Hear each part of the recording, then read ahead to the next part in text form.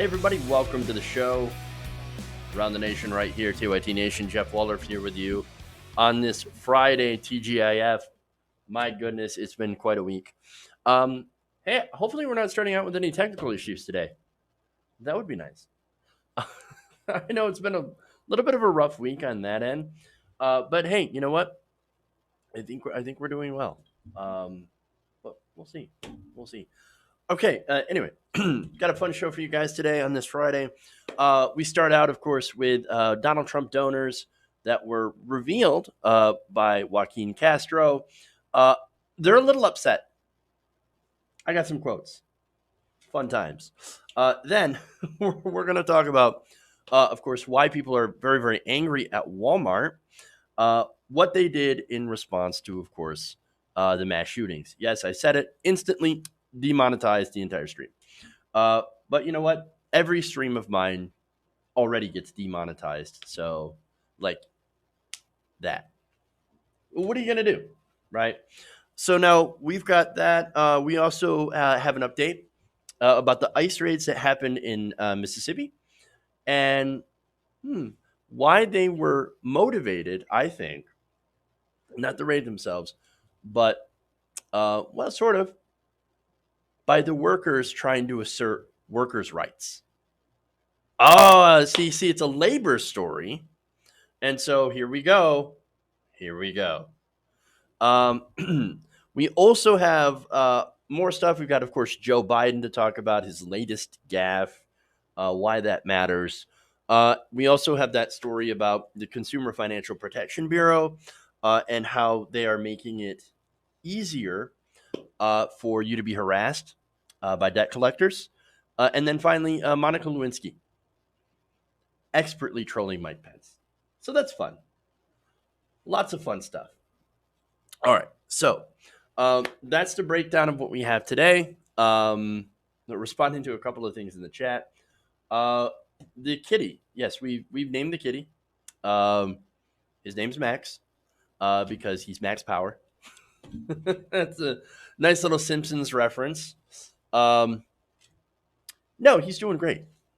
He's doing excellent, actually. He's getting along with the big cat just fine. In fact, they play all the time. And then she hisses at him when she's done playing. So, yeah, other than that, they do pretty good. And they're pretty good together. I can leave them alone by themselves, and et cetera, et cetera. So we're all good here. And he's still very, very cute, even though he's gotten quite a bit bigger in the last month. So, all right. So yeah, just responding to that. Thank you for asking. I do appreciate that, and I'm sure he would too. Yeah, that guy's adorable. Okay. Anyway, like I said, we've got a lot of news, but before we get into that, please like and share the stream. So very important, of course, that you help get this the stream out. We've actually been doing really, really well this week in live views, which I think is great. So more news on. By the way, what's going to happen after the show? I have an interview. I will be interviewing, I should say, Evan Greer. That's the deputy director for Fight for the Future. We're going to talk about facial recognition technology and why it is dangerous. And so she's going to make her case. And we're going to have that on a stream, a separate live stream after the show. So we'll see how that works. Notifications aren't being sent. I know.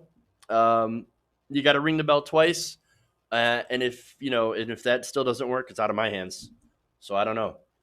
Anyway, let me thank some patrons here before we dive into the stories. I want to thank Len Norris, Tim Vanderbodway, I think, Justin Deese, Richard Wyatt, Blue Owl Visions, Gerard Ruiz Torula, Ingrid Gottschalk, and Patrick Butler. So thank you to all those patrons, patreon.com/TYT Nation. That's how you can help us beat this ridiculous demonetization that is kicking our butt. So, all right. Let's move on. Let's go to the first story. Billionaire tears. I love it. Okay. Some wealthy Trump donors are very upset about being outed as financial backers to the president. Now, the New York Times is reporting that several billionaires, one of them, Justin Herrick's, owner of the San Antonio based oil and gas company called Precision Pipe Rentals, ended up getting a few negative phone calls after it was revealed that he was a supporter of President Trump. So now this was done by Representative Joaquin Castro, who basically publicized donations of 44 individuals, wealthy individuals, and business owners. He basically tweeted out that they had given the max amount to Donald Trump. And he said, look, this is really sad that you have these people that are supporting what the president is doing, his divisive rhetoric, et cetera, right? So now these billionaires or very wealthy people, again, not happy. Here's what they told the Times. I've had people say, hey, we were going to use you for business, but we found out you're a racist. We hope that you burn in hell and that your business will go with you. That's some of the messages that he's received, right? And so he's like, that is so unfair that they now know who I give money to. Well, yeah, that's public information. We're supposed to be able to know who our corporations are giving money to, who are wealthy donors, who's backing these people, right? So, look, there's a lot of anger out there, and I can understand, right? And that anger, of course, is because of Donald Trump's rhetoric, but not just his rhetoric, but his support for pretty horrible people and for horrible things. For example, the administration that puts kids in cages at the border. So, and look, it's not just that stuff. It's also stuff that he's done to the economy. For example, giving rich people like himself giant tax cuts, which brings me to the next owner here, or next billionaire, Miami Dolphins owner Stephen Ross. Now, Stephen Ross says he's similarly been subject to boycott threats and harassing calls over his decision to host a high-dollar fundraiser for the president's re-election bid. You even had members of the Miami Dolphins saying, hey, wait a minute, why are you giving money to Donald Trump? And here you have wide receiver Kenny Stills, right? He earlier this week criticized Ross in a tweet for promoting himself as a champion of racial equality while also donating to President Trump's campaign. He says, look, you can't be both. Now, Stills talked to ABC 10, and he said this, quote, I'm just trying to, inform him, hey, the two things that don't align. I don't think it's that complicated. Well, he would be correct about that. I don't have any hard feelings towards him because it's his boss. There's no beef. It's just, hey, these two things don't align and maybe somebody else hasn't told you, but I'm letting you know. It's important to me that, the work that we're doing isn't just lip service. It's real. Now, bless your heart, Kenny Stills. But let me tell you what. He knows what he's doing. Come on. In my view, if you are still giving money to Donald Trump, the maximum amount donation, right? I would say that you still support everything that he does. Again, we have heard enough and seen enough to know exactly who Donald Trump really is. It's not like this guy's a surprise, right? So now I have one more here, and this is Bill White. Bill White is former president of the Intrepid Sea, Air, and Space Museum in New York. Now, that's really strange because the Space Museum, Air and Space and Sea, and you would think that this would be a person who has read their history or who knows a little bit about science, right? Apparently not, because he's given the maximum donation to Donald Trump. And he tells the Times that he doesn't care if people get upset. And if they do, he says, oh yeah? Well, it's just going to make me give more to President Trump. He says, quote, more people are putting out their chests, standing up straight, saying, I'm in.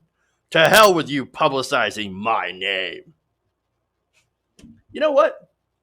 Yeah, I actually kind of respect that. Because at least he owns it and he says, Donald Trump's a racist. I like his racism. That's who I am. That's what I care about. Hey, I've always asked every time I do these segments. I always say, you know what? If you're this kind of person, you should just own it. Credit to Bill White. He owns it. He owns it. He knows what Trump's about, and he says, this guy totally represents me. Gotta love that honesty, man. Then he must agree with putting the kids in cages and at least some of this or all of this divisive rhetoric, the white nationalism, all of that. Well, thank you, Bill White. We know who you're all about now. Now, I think it's a good thing that we know who these donors are and how much they give. You know why? Because a lot of these people or a lot of these corporations, we can vote with our wallet and decide not to do business with them. And that's good. And you know what that is? And the irony here is they'll cry and cry and cry about it, right? But that's literally what the free market's all about. Oh, your company gave all this money to a white nationalist? Okay, well, guess we're not going to do business with you anymore. Congratulations. At least now we know, who you are and what you believe in. And, ostensibly, we're going to see that you get hurt financially for believing in these terrible things. Again, that is the free market. And see, that's why these billionaires are so scared of being found out. Like, oh, no, I don't want anybody to know who I'm giving to.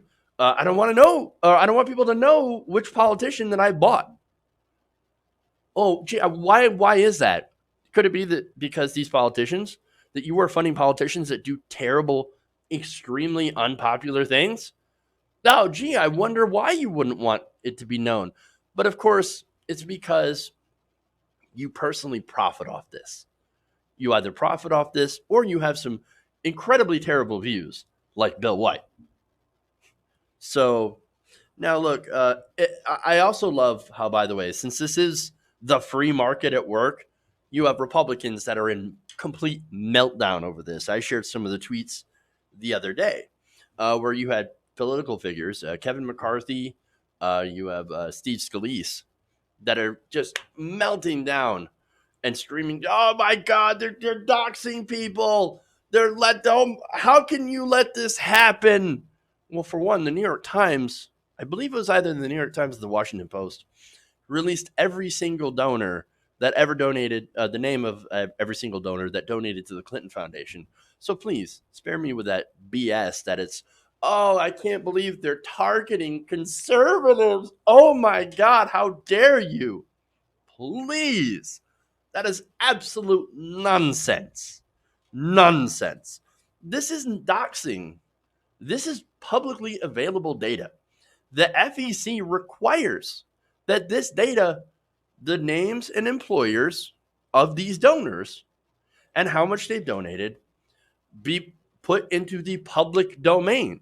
This is not something that you can't just go and look up very, very easily. And that's exactly what Joaquin Castro had done. And they're having a conniption about it. Why? Because they'd rather operate in the dark. They'd rather operate in the dark because, look, they don't want their true motives or to be associated with the Republican Party or Donald Trump, because those things are all toxic. Okay. All right. Moving on here.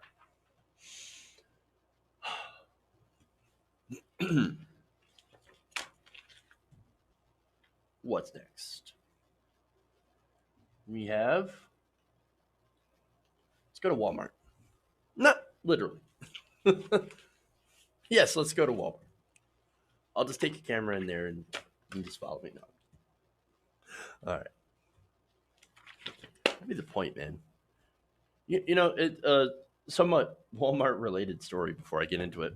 So, I live in a small town now, right? So I had to grab something. So of course I ended up having to go into a Walmart. First thing I see in there is a guy open carrying on his hip. I was like, I do not feel safe in here. I do not want to go back. So there's that. Okay. A little short story, but just an example of why I do not like, one of the reasons I do not like going to Walmart. Okay. Anyway.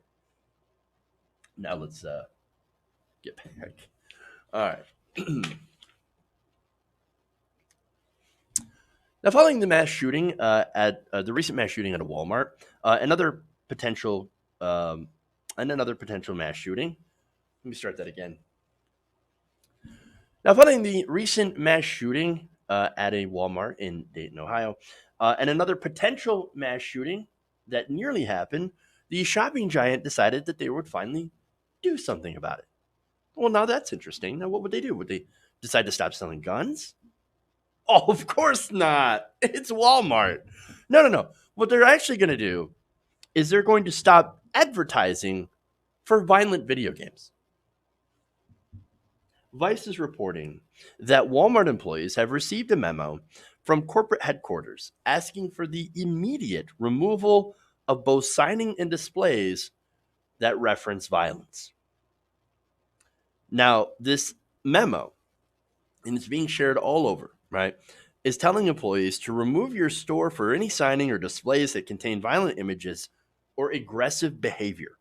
Remove from the sales floor or turn off these items immediately.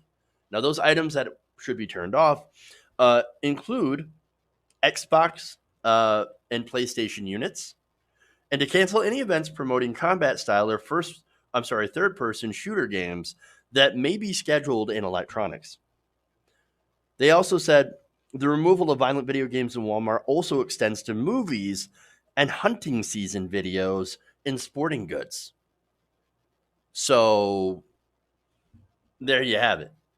Because all of that violent imagery all over Walmart is sure to trigger someone into having a mass shooting at Walmart with a gun that they just bought at Walmart. Logic.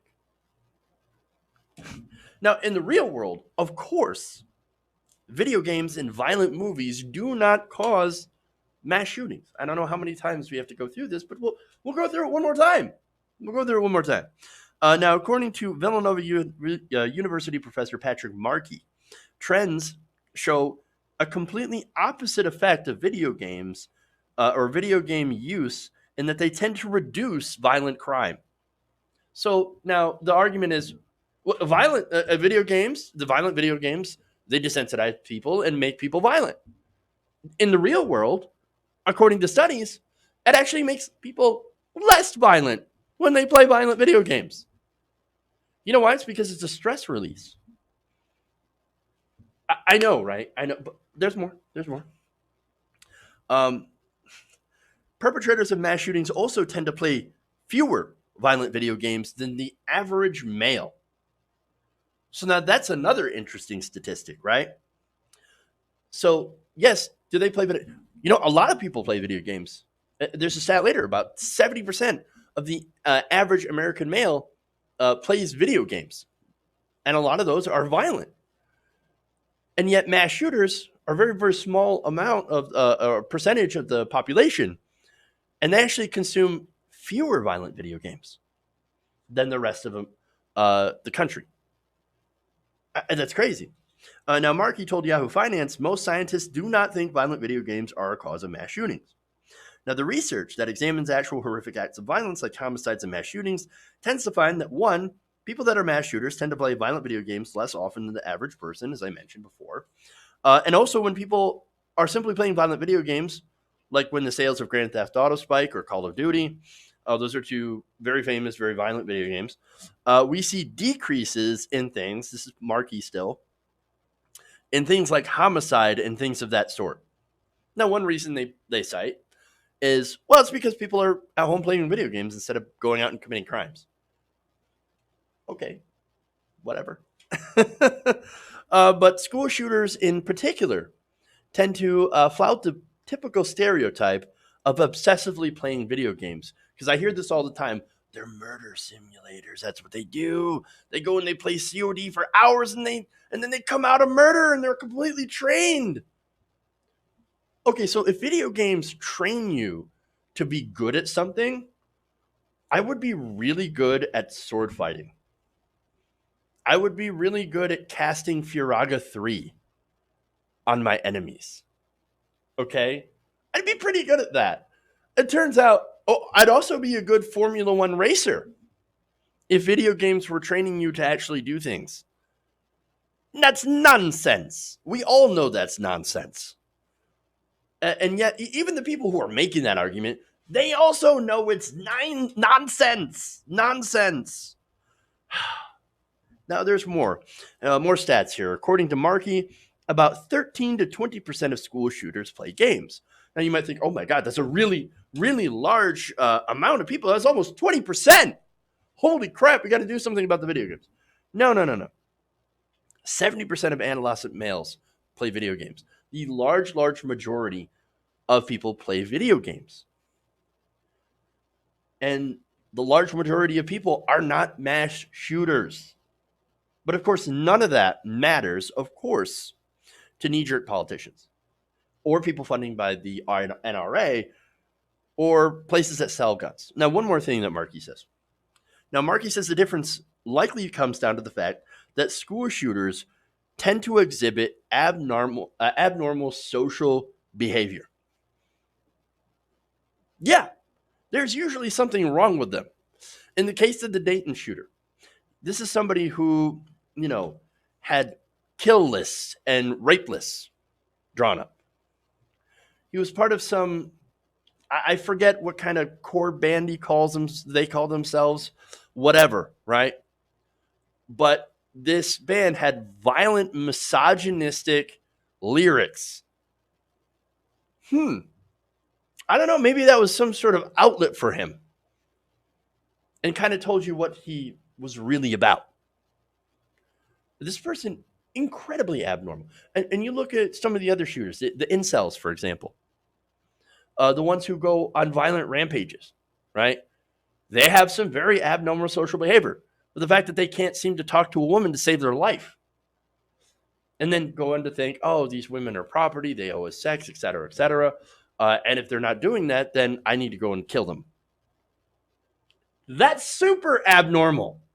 Super abnormal, right? So, nonetheless, none of this seems to matter to Walmart. It was like, the video games, we're going to do something about the video games. No, super tone deaf move. You cannot get more of a dumb argument than saying, oh, video games are causing mass shootings. Video games are played all across the world. In nearly every country that is much. And you know why, right? Well, one, because they're awesome. But you know why there's no link between that, right? So one of the reasons is that modern industrialized countries tend to be, again, the ones that have video games, that have large percentages of people that play video games, tend to be more technologically advanced, right? And tend to be more financially stable, right? So you don't have all these conditions that are more conducive to violence, rampant poverty, social unrest, etc. These are wealthy countries with lots of technology, and they tend to take better care of their people, right? So yes, that does matter. That does matter quite a bit, because then you have, of course, social conditions that are more conducive to peace and prosperity in these wealthier countries and less violence, right? And look, let's be honest, we're living in one of the safest, and I know sometimes it doesn't feel like it, especially here in America when we have more guns than people, but the world itself is experiencing the most peaceful period it ever has. I know it's crazy to say that, but that's a statistical fact. We're actually living in the safest period of human history. Now that could change, and it will change, especially when, the climate refugees start to come, unless we do something about rampant, unchecked climate change. But as of right now, we're actually incredibly safe overall in the world. The United States just happens to be one of the least safe places in the developed world because we have so many guns, and we don't have, we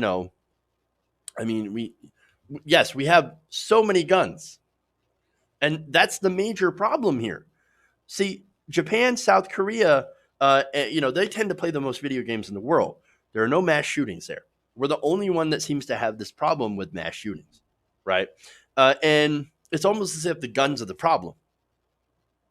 But Jeff, what about mental health, right? Somebody's always going to come in and chime in with the mental health issue, right?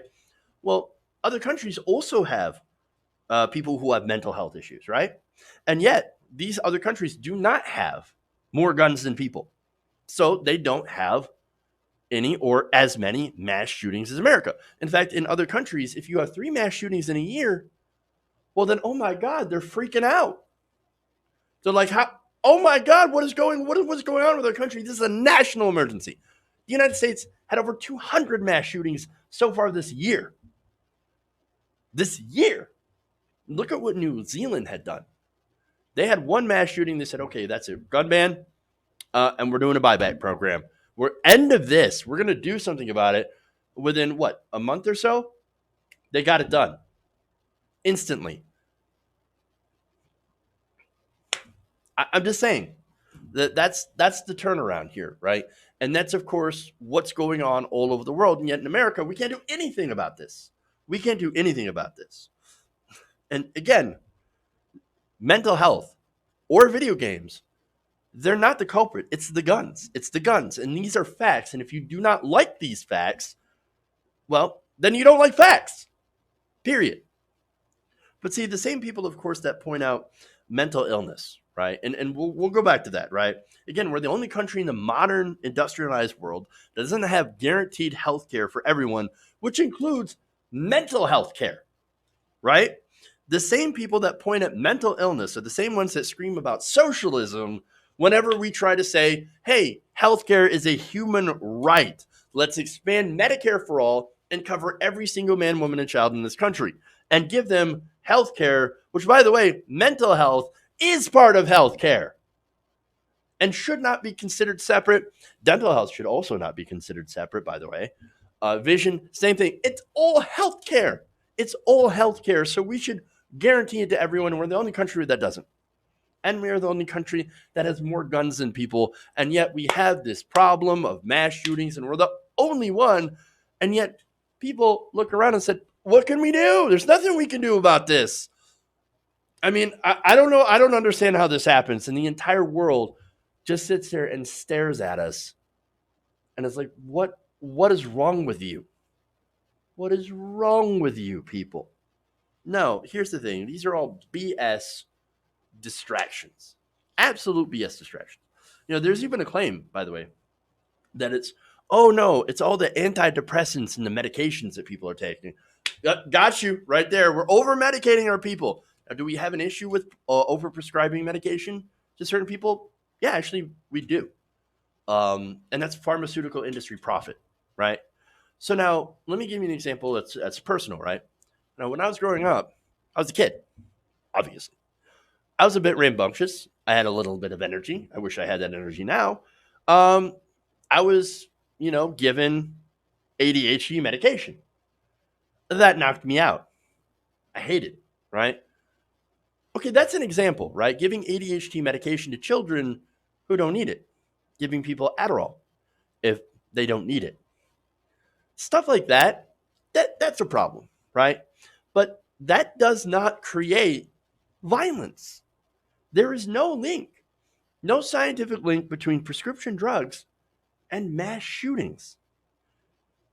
And again, there's no connection between mental health and mass shootings or video games and mass shootings.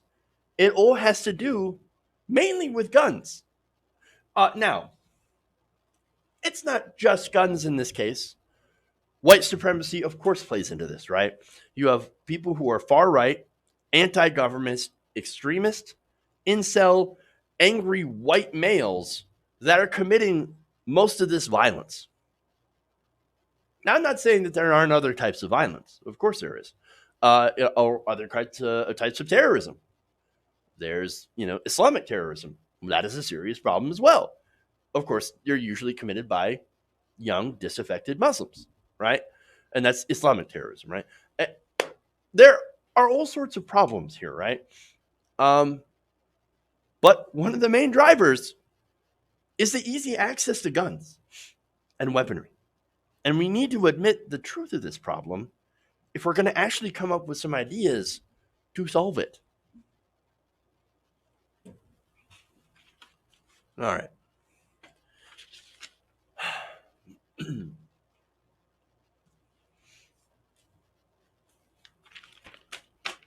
All right, here's what we're going to do. I'm going to take a quick break here. We're going to come back with our Mississippi story. Do that. And then we'll move on. We got plenty of stuff. Please like and share the stream. I'm going to read a super chat when I get back, and we'll do that. Stay right here around the nation.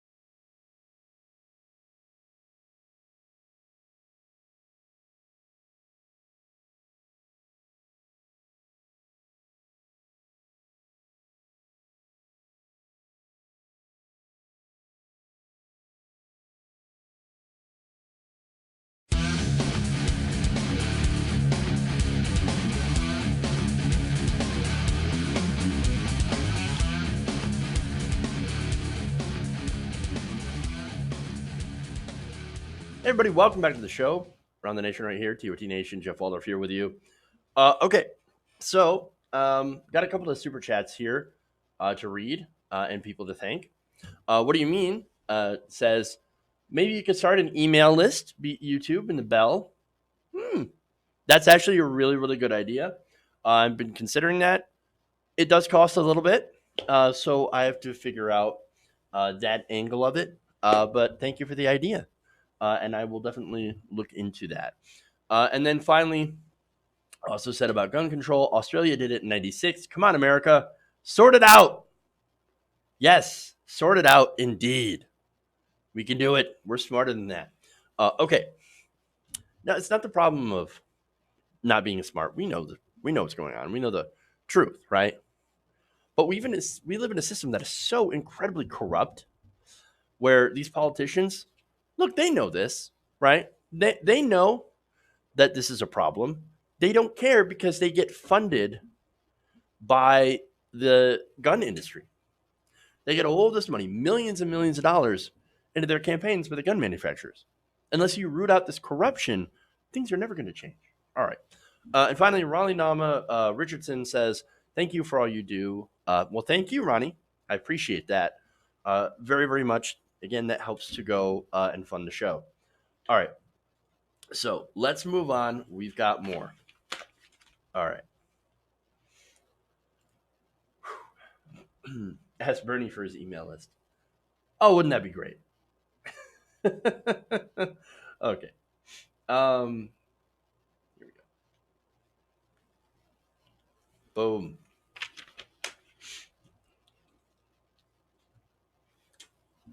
Now, on Wednesday, nearly 700 workers were detained by immigration at 7 different Koch Foods poultry plants. So these are processing plants where they, of course, work with agricultural products. Now, this had the result of leaving hundreds of kids without their parents or guardians as these people were detained. Now, as of right now, 300 of them roughly have been released. I'm not sure why. So now the Trump administration, they said in response to this that this was a massive law enforcement action against people who were breaking the law. I mean, it's the law that you can't be here illegally. So we're going to go and we're going to arrest you if we know where you're at. Now, what's interesting about this is that the billionaire CEO of Koch Foods is still on the loose. But he's the one that let them hire all these undocumented immigrants. He must almost have certainly known. And so it's kind of interesting why they don't go after the person who's at the very top. Well, I have a couple of billion of reasons why. But another interesting part and report comes from Think Progress. Now, they looked into this, and I got to give them credit for it. They looked into this company, and they found that last year, this same plant, the same company, settled a $3.75 million lawsuit for racial discrimination, natural origin discrimination, that's interesting, and sexual harassment against Latino or Latina workers in that very same Morton facility. Well, now that is very interesting indeed. More information. According to the suit brought by the Equal Employment Opportunity Commission, supervisors touched and or made sexually suggestive comments to female Hispanic employees, hit Hispanic employees, and charged many of them money for normal everyday work activities. So that was their version, apparently, of the company store. Oh, you need some PPE, personal protective equipment? Yeah, that'll be $10 out of your check. Interesting. Now, many workers also were reportedly either discharged or subjected to other forms of retaliation when they complained. And so what happened, of course, is that they brought this lawsuit against this company and they won. And then that lawsuit was settled. Now, here are the terms of that. As part of the settlement, Koch Foods not only paid out a massive sum to the victims, but also agreed to implement training for employees and set up a 24-hour hotline for reporting discrimination complaints in both English and Spanish. Now, that settlement was supposed to last for about 3 years, right? So right now, they would be in year 2 of that agreement.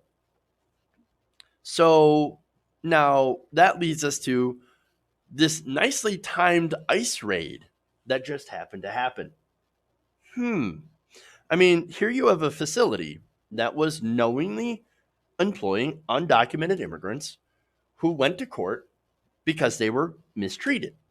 Now, that company is supposed to no longer be able to mistreat those employees. And then, funny enough, here comes ICE to raid the whole facility. Very, very interesting here. What a lucky break for that company. Wow. Now, you might think, okay, look, that sounds a bit convenient, right? But is it a conspiracy? Are they actually literally retaliating against those employees for telling on these terrible working conditions? Yes, that's exactly what I'm saying. This isn't the first time this has happened. Now, I want to go here to Mike Elk of Payday Report, right? So now he also found that there have been at least 2 other plants, one in Salem, Ohio, and another in Morriston, Tennessee, where ICE raids have followed complaints of worker conditions. Interesting. Last year, for example, OSHA fined Freshmark over $200,000 for 3 separate incidents in which proper safety guards were not in place in its Salem meatpacking plant. A week later, they ended up just getting raided by ICE. 1 week. Coincidence? I think not. There had to have been somebody at this plant who was like, these workers are getting just a little too uppity. Actually hitting us for fines. They just cost us money. Hey, ICE, I'm going to give them a call. You don't think that happens? Of course it happens. And this is all while the people who employed these undocumented immigrants and mistreated them face no legal consequence for hiring them. Now, they did face some consequence in losing money, but no personal consequence. These corporations have money stashed aside to handle legal disputes. Now, the United Food and Commercial Workers Union, which represents many of these plant workers, is now concerned about this. And they say, well, these ICE raids, they believe, will discourage workers from reporting unsafe conditions because of this retaliation. And so the thinking is that these companies will now rely on the fear of these ICE raids to help them be better able to exploit these migrant workers. Hey, man, look, you better not report these unsafe conditions. Why? Because we're going to report you to ICE. You're going to get arrested, your family's going to get ripped apart, and you're going to be deported to another country. So keep your mouth shut and do whatever we tell you to. You work in our unsafe conditions, you take our harassment, and in some cases, sexual harassment, as showed at this Morton plant, and you shut up and you like it, because if you report it, you're done. You're going back to your home country. This is sick and disgusting. I mean, these people, again, they're already attacked, exploited, scapegoated for a lot of problems, and by the President of the United States. And now they also work in unsafe conditions, which, by the way, they do work. And here's the thing. They work and they pay taxes. These are not lazy people, right? They're working in conditions that American workers would not even tolerate. And American workers tolerate way too much already. And yet there is that line.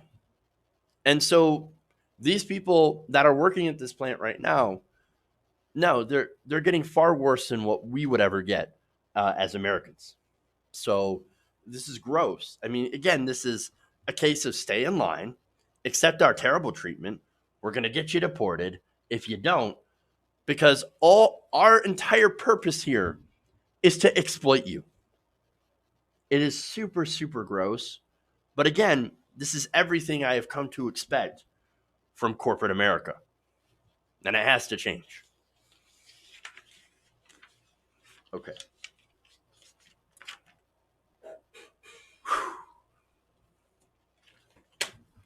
All right, I think I want to go to, let's do the consumer protection.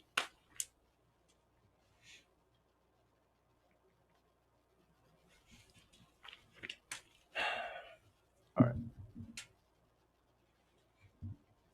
Now, the new head of the Consumer Financial Protection Bureau is about to make it easier for debt collectors to harass you. Now, recently, the CFPB, under the Trump appointee Kathy Kraninger, had introduced a slate of regulations designed to curb the worst abuses in the notoriously predatory world of debt collection. Now, I happen to have a personal history with debt collection, so I know exactly what people are going through, right? So now you would think, oh, now wait a minute. So if they're going to crack down on debt collectors, well, that's a good thing, right? Finally, they've got a plan to actually protect us because they are supposed to be the Consumer Financial Protection Bureau, right? However, unfortunately, when you look at the plan, you realize that it's actually not going to crack down on predatory debt collectors.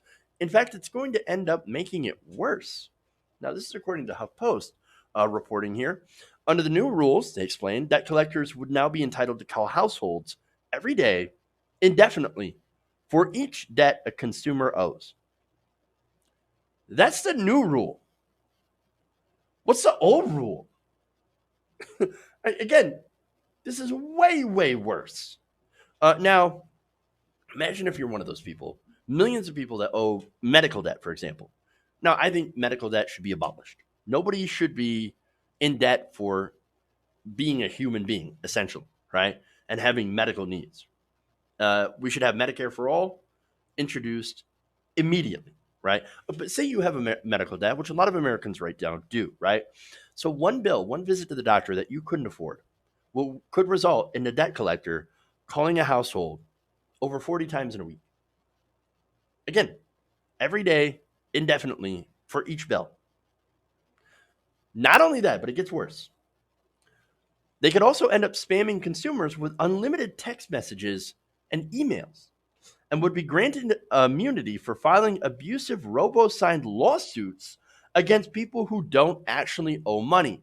So the other one, the first one, where you can get spammed with text messages. Well, again, some people have plans where you have to pay for text, where you don't have unlimited texting. So that costs you money every time you get a text. So now you're getting spammed with texts every day, and you're getting spammed with emails, and you're getting spammed with calls. That's horrible. What's worse is that the abusive robo-signed lawsuits against people who don't actually owe money. That's way, way worse. Way worse. I mean, come on, man. Even the most conservative, hey, you have a debt, you pay it, person should be livid about this, because this is literal predatory behavior. But it's worse. I know, it gets even worse. Under the legislation, it would also be easier for debt collectors to pressure family members into paying debts for deceased loved ones. So, your family member died last year? Ooh, turns out they had student loan debt. You're on the hook for that one now. Now, wait a minute. No, you're not.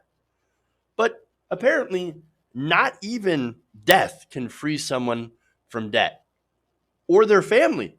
They're going to come for your family, even though, under the law, family members are generally not responsible for financial obligations of dead parents or relatives, unless, of course, you've co-signed for that loan.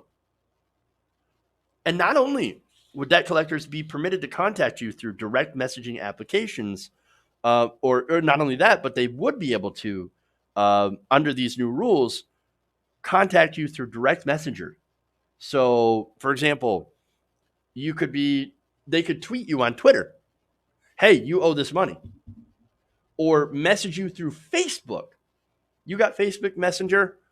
Well, now you're going to get spammed with messages from these debt collection companies.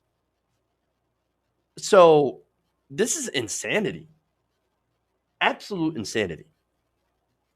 And look, here's the thing. The Consumer Financial Protection Bureau is supposed to protect you. You go and you file a complaint with them, and they're supposed to follow up and try to stop these abusive practices, right?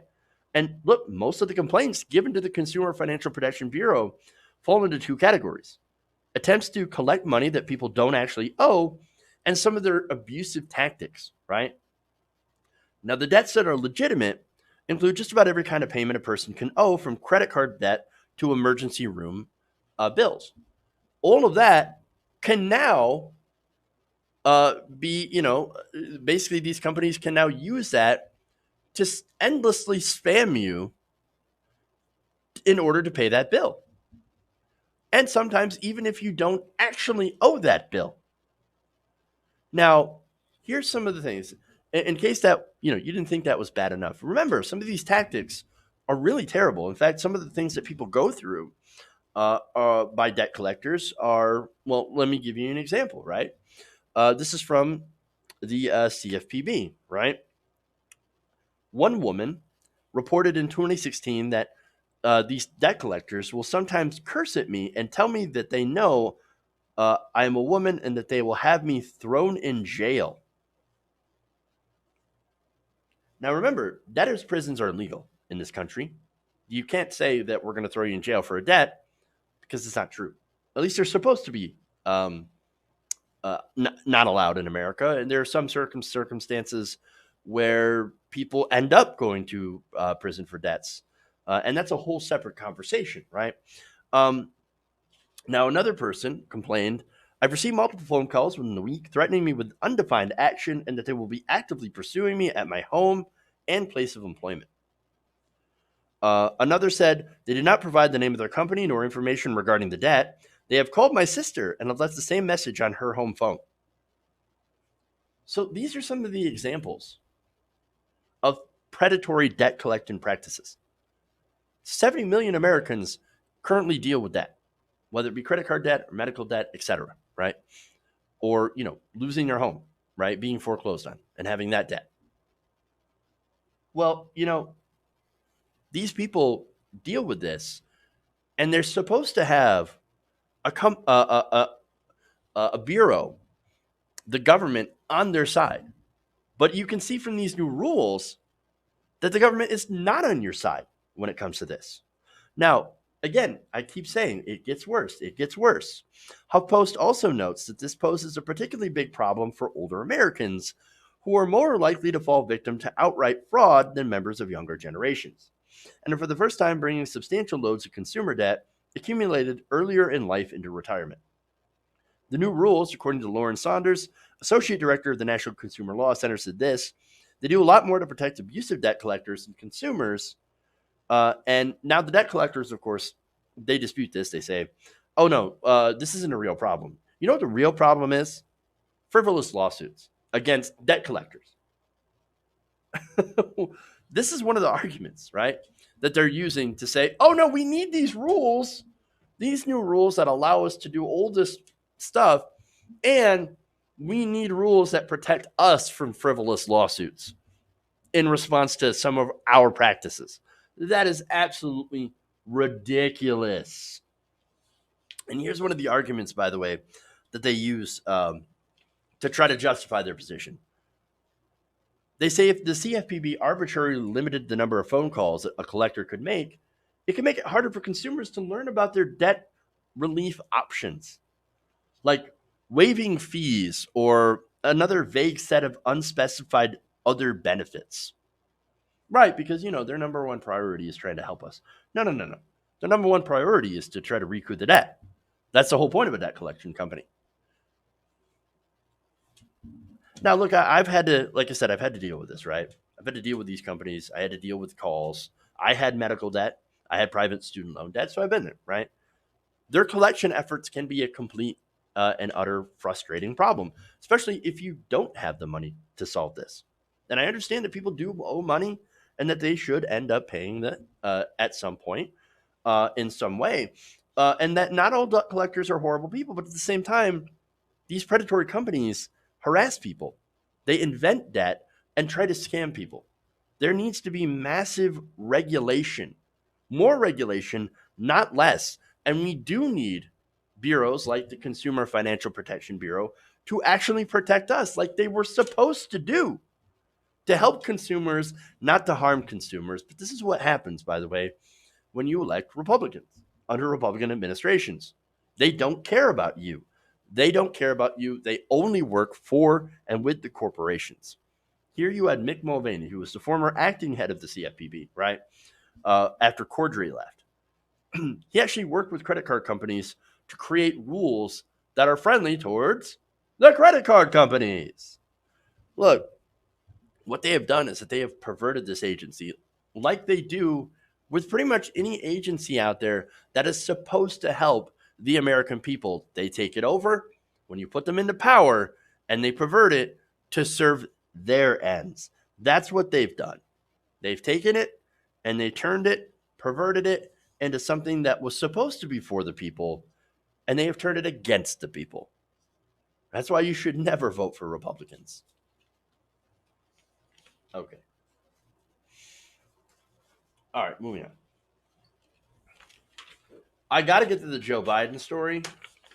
It's too good. All right.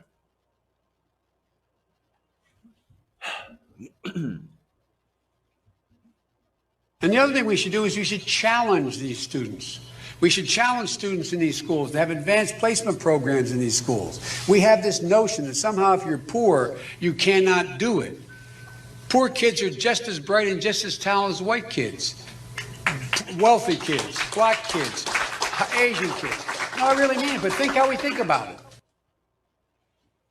So that was former Vice President and presidential candidate Joe Biden saying, oops, they're bright and poor kids are just bright and talented as white kids. Notice the one person that still clapped, right? Yikes. I mean, what more can you say, right? Yes, he did later catch himself, but wow, that's not good. But then again, look, that's regular old Joe Biden. We know Joe Biden has a tendency to put his foot in his mouth, right? So now that's getting people worried because right now Joe Biden is polling at number one in the Democratic field. Now, thankfully, the Democratic field is incredibly wide open. There's still 20 or so, 20 plus people. But here you have Joe Biden at number one, getting the majority of the vote. And oh boy. So now there's been some responses to this. Mehdi Hassan, columnist for The Intercept, said this: if Democrats nominate Biden, he could end up out-gaffing Trump in the general election campaign. Ouch. There's more. Talking Points memo editor Josh Marshall called Biden's comments embarrassing and said the former vice president is a, quote, walking gaffe machine. Cenk Uygur, a host of The Young Turks, said, oops, is this a gaffe too far? And that's one of many fun responses. So now, look, here's the thing. This gaffe is just one of the many that will happen as long as this drags on. And that's assuming, of course, Biden continues to dominate in the lead. Now, Biden also misspoke on several other occasions. For example, there's a campaign event in Iowa on Thursday. During the Iowa State Fair, he said, quote, we choose truth over facts. Now, that's confusing. Now, he also mistakenly referred to former British Prime Minister Theresa May as Margaret Thatcher, who's been dead for quite some time. Oops. So, look, we know Joe, constant gaffe machine, right? So now, of course, you can make the fair comparison between him and Donald Trump. Donald Trump says wrong things all the time. I'm not just saying that he lies. Of course, Donald Trump lies all the time, but he also just messes up on very normal things and then goes into incomprehensible gibberish that you just don't understand.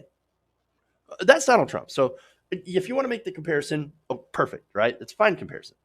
Now, there's another comparison that's made, and that they bring in Bernie Sanders. Now, Bernie Sanders is in second place, right? So now there are people out there that say, oh, Bernie Sanders is too old. He's crazy.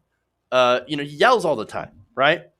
Well, now, Bernie Sanders recently went on the Joe Rogan Experience, right? And he sat down for over an hour and talked very clearly and succinctly about his policy and about how he would be able to get that policy implemented, right? There were no gaffes, no misstatements, no confusion, just the same message that Bernie Sanders has been saying for decades, right? Now, the reason I bring up Bernie Sanders is because among centrist Democrats, there is a lot of this ageist rhetoric against Bernie. He's too old. His mental faculties are going to go. He's crazy Bernie, as Donald Trump calls him, right? Well, that's funny because Bernie Sanders is actually in really great mental and physical health. So now what I think is going on here is that there are certain Democrats in the media, the establishment, that are worried about Joe Biden, right? About Biden, like, oh my God, he's going to mess up. He's too old. Something's going to happen. He's going to gaffe his way. Okay. We've got to do something. We need a younger Democrat, but we don't need someone who's progressive. We need a Pete Buttigieg, or we need a Kamala Harris, or we need somebody like that, right? Somebody who's young who's not going to screw up. So we're going to use this the ageist argument, and we're going to knock Biden out, but we're also going to knock out Bernie because he is also too old. And we can basically use that, sacrifice Biden in order to knock out Bernie. Now, look, is that, happening among some of the centrist pundits? I do believe so. Now, you could point to Parker Malloy, right? She's editor-at-large at Media Matters for America. Now, she said this, quote, somebody who's using their ability to think and speak is not the best person for the job. Now, I actually do agree with that, and you could apply it to Donald Trump. You could also apply it to Joe Biden, as she does. Trump can barely speak. Donald Trump gaffes all the time. But at the same time, this is probably going to be used against Bernie because actually it already has been used against Bernie. And Malloy, she's no Bernie bro. She probably knows that. Now, I'm not saying that she's intentionally putting this out to attack Bernie. And there is good reason to be concerned about Biden becoming the nominee, not just because of the gaffes, but I think his policy is far more concerning because his policies are either been plagiarized from someone else or it's just a continuation of the status quo that has failed. But anyway, this leads me to why I'm frustrated, right? Why is Biden still ahead of everybody? That's my biggest frustration. Okay. Uh, because between his foot constantly being in his mouth and his policies being centrist status quo, I don't understand how he could be still in the first place. Maybe they look at him and they see Obama's legacy, right? I mean, he was a VP, President Obama. So if you're against Biden, you must be against Obama. Or he stands for everything that Obama stood for. No, that's not true at all. He was chosen by Barack Obama after an intense primary process where they were opponents of each other, right, to help appeal to white people. That's what. But I don't know why there are a lot of centrists that still support Joe Biden. I don't know. I think that Joe Biden's a walking disaster. And I think if we want to win, we got to go more progressive. The answer is not, and the Parker Malloys of the world will be like, well, the answer is we've got to go a younger, more established Democrat. We need a Kamala Harris, which is fresh blood, new ideas, which aren't necessarily all new ideas, or maybe even an Elizabeth Warren, although I'm not entirely sure if she's in favor of that. But we need to go with some of those people instead of Bernie Sanders. It's anybody but Bernie, basically, is what it is. Now, I think that Bernie, he is the most populist progressive. He's the person that can actually speak to and solve the problems of the American people. He has clear, concise plans in order to do so. And he actually is really good, ironically, of reaching out and getting other people to work with him to get these problems solved. Bernie Sanders, far better than Joe Biden. And every time Joe Biden gaffes, it just makes me question how he can continue to be in the lead despite this, or how much longer will he be in the lead before he falls off? Hopefully not that much longer, because if you pit him versus Trump, it's just going to be an absolute 2016 style mess. And we can't afford to do that again. All right. I'm running super late. I did not get to get my Monica Lewinsky story. Sad day. Coming up next, I have an interview with Evan Greer, Deputy Director of Fight for the Future. So we're going to talk about some facial recognition technology. We'll do that. We'll have a different stream set up in a few minutes. So come right back. We'll have that interview. Thank you for those of you who are not going to watch that. Thank you for going around the nation with me. Please like and share the stream, and we'll be back in a couple of minutes with Evan Greer. Around the Nation.